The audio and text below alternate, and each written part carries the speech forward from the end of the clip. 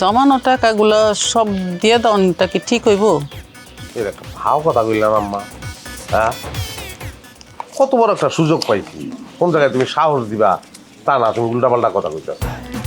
আরে 1 লাখ টাকা ইনভেস্ট করিয়া হ্যাঁ মাসে 30,000 টাকা পাবো, এরকম সুযোগ কি সব সময় আহে? আম্মা অনেক সুযোগ সুবিধা আছে তো।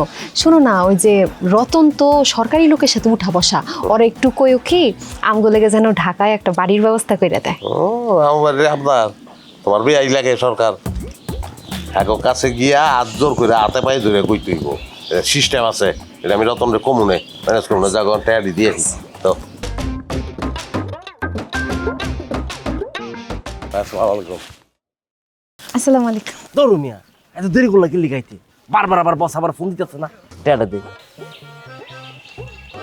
ভাই ওরা হলো অতিরিক্ত গরিব ভাই, বিষয়টা মাথা রেখেন ভাই।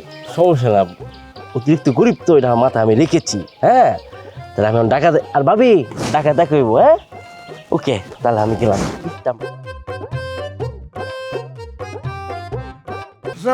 বলে দেবো আমরা শেষ, আমার বাঁচান, আমার শেষ করে ফেলাইছে, আমি শেষ। মানে কি কি করতে চাইছো স্যার? রতন্যা পুপার রতন্যা ওই ওই শেষ করে ফেলাইছে। ওই আমার কাছ থেকে অনেকগুলি টাকা নিছে। কেমনি? ওই কয় আমার কাছে কয় কি ওই সরকারি বলে অনেক উপরস্থ, কার লগে চাকরি করে, অনেক পাওয়ার ওর। ওই কইছে মাসিক ভাতার কাট করে দিব, তারপরে ঢাকা শহর আমাকে বাসা বাড়ি করে দিব, এই কথা কইয়া ওরা বলছে যে 1 লাখ টাকা ঘুষ লাগবো। তারপর পরে ওই টাকা আমি দিছি, আমার তো আর কিচ্ছু নাই, ওই টাকাটাই আছিল, আর ওই টাকা লয়ে গেছে। দেখেন আপনি তো পারবেন, আপনি চাইলেই ওরে ধরতে পারবেন, একটু ওরে ধরেন, নাইলে আমি শেষ। একটু দয়া করেন, আমাকে একটু দয়া করেন। দেখছেন ডাক্তার স্যার কি অবস্থা? সে সরকারি কর্মচারীর সাথে তার পরিচয় আছে, এই পরিচয় দিয়ে তার কাছে টাকা চাইছে, সে আবার সে টাকা দিয়েও দিছে, এখন আইছে আমার কাছে। এগুলো কি করা উচিত বলেন তো? আমি তো মনে করি এদেরকে সবার আগে থানায় দিয়ে দেওয়া উচিত, পুলিশের হাতে তুলে দেওয়া উচিত।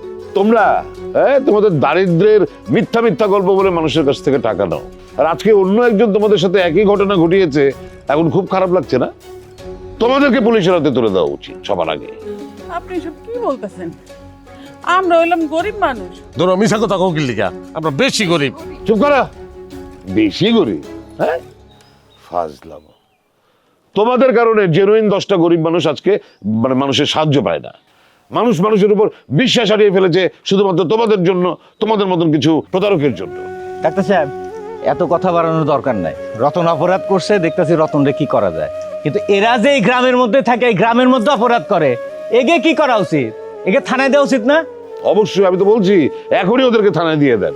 এদের বাইরে থাকার কোনো অধিকারই নেই, মানুষকে দারিদ্রের গল্প বলে প্রতারণা করে বেড়ায়। দিয়ে দেন থানায়। গরিব মানুষ টাকা পয়সা নাই, থানায় খাওয়ান দেয়। শুনছেন,